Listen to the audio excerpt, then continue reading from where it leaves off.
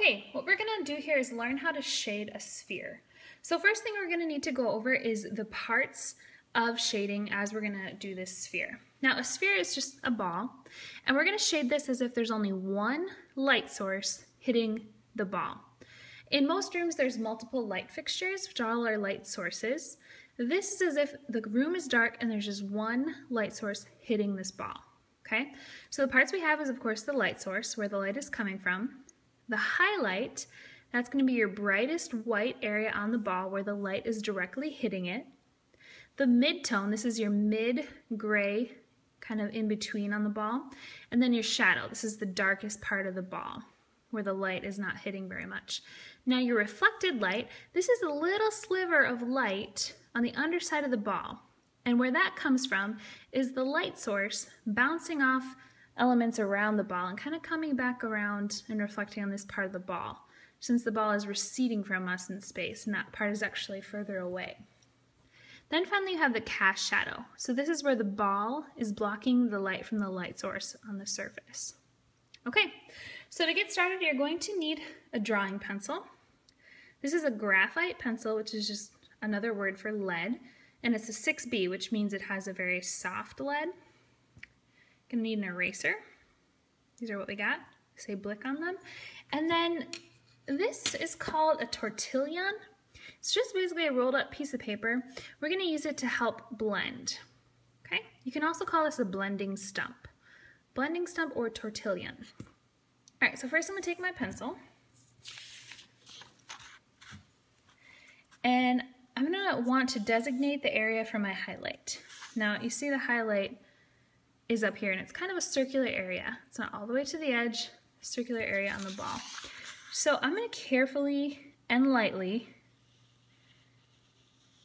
kind of draw in an oval shape here.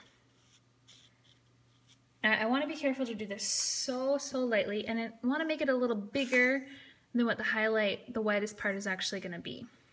Okay, so I'm going to start there, and then what I want, you'll see I'm holding my pencil not like you'd hold to write, but I'm holding it in a side grip so that I can draw lighter and use more the edge of my pencil rather than the top. Okay, so I'm going to start at the edge of this highlight. My goal here is to draw so lightly, and it's hard to do at first. You might find that you get too dark right away. So you're gonna try really hard to get a very light value around this circle, or this oval. So you're not putting any pressure. Your goal is just to get the lead basically to brush the page without you putting any extra pressure down onto it.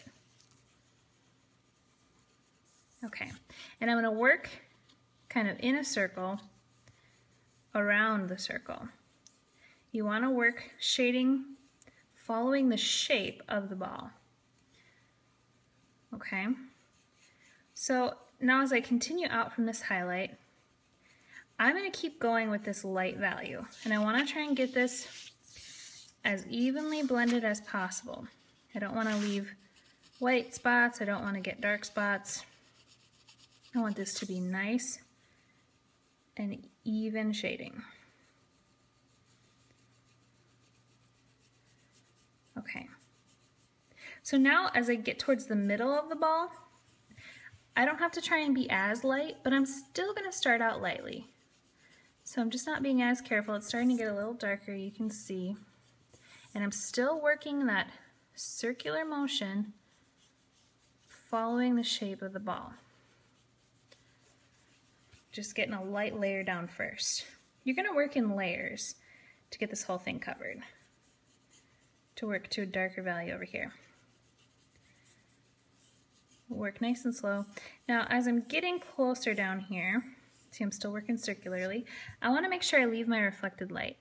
So kind of gonna designate that area by drawing a dark line next to it.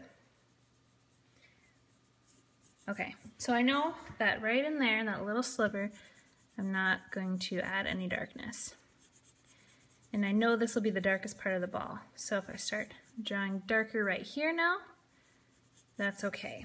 And that darkness will kind of come up the sides a little bit.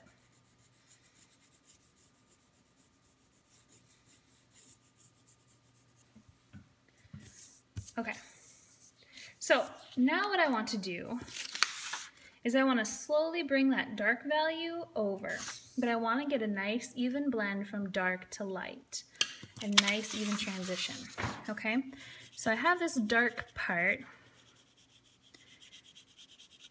and I start working the darkest part into my mid-tone, trying to get a gradual blend here. And I can push harder on my dark part, make sure that's really nice and dark right at the edge of my reflected light there. And I'll go up the side here a little bit, but start to get lighter up here. Okay, so now I'm working on an even transition from dark to light. Now my pressure isn't as heavy.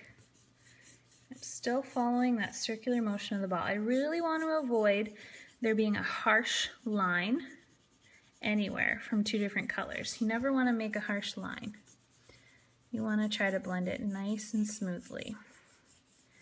All right, so we're getting lighter up here as we go.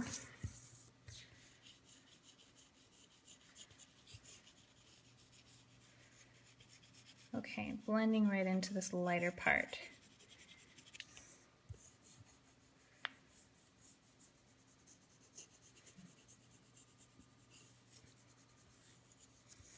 Okay, now I can see from right here to right here, there's kind of a big jump. So I would go back and with my pencil just kind of gradually make that shift happen.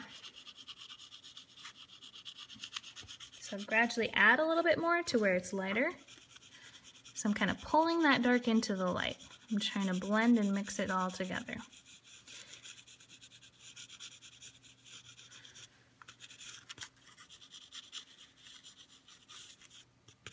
Okay, not doing too bad here. Now I'm going to work on getting this transition because you can still tell where my circle is, and I want this to very gradually blend into white, which is really tricky to do.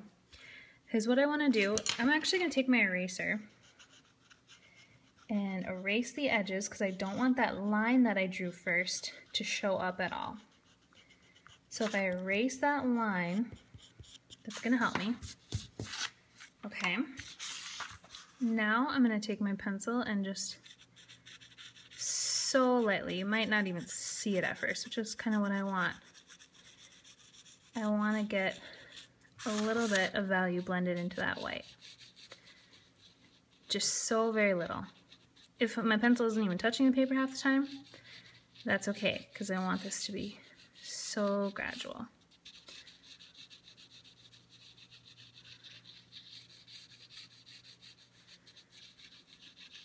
And there will be some of it that I won't ever touch in the middle.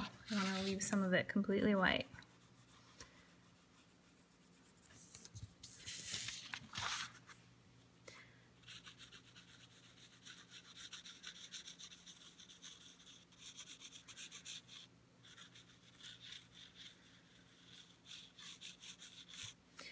Okay, I kind of have a darker spot right here. For some reason, I'm going to erase that a little bit.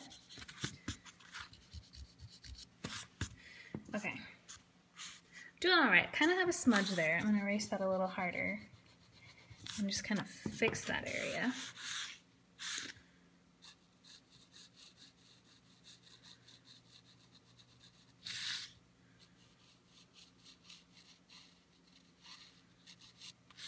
Okay. Now, what this blending stump is for is to get that smooth shading like we talked about. Now, hopefully you're going to get a clean one.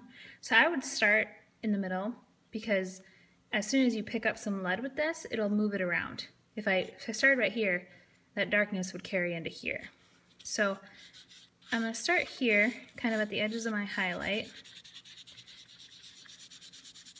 That might help me make a little bit more smooth of a transition. Okay, and then I'm going to slowly work my way out.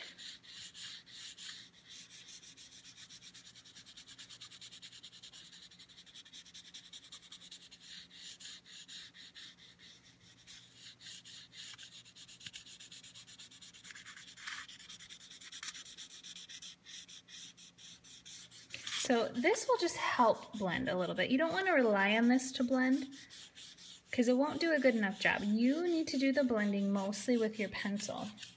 This just kind of smooths it out. So think of the tortilla more as a last step rather than what you're going to use to try and make it all smooth, because it won't smooth out everything. You want to avoid streaks, avoid lines as much as you can. And don't overuse this too, because it'll end up making the whole thing too dark.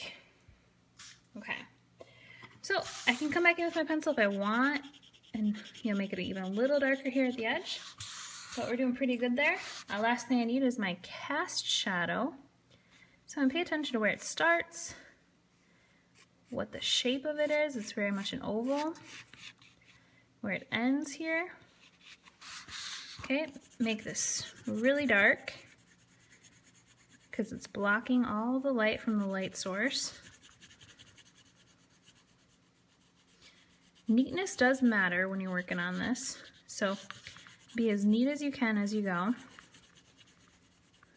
You want to work slowly. Don't rely on the eraser and the tortilla too much because it'll get messy on you. Alright, I could blend that too if I wanted, but we'll just leave it that way. And then finally add everything in. So I'll draw in this and I'll label it. I want to label my highlight, mid-tone, shadow, reflected light, and cast shadow. All right, and that is how you shade a sphere.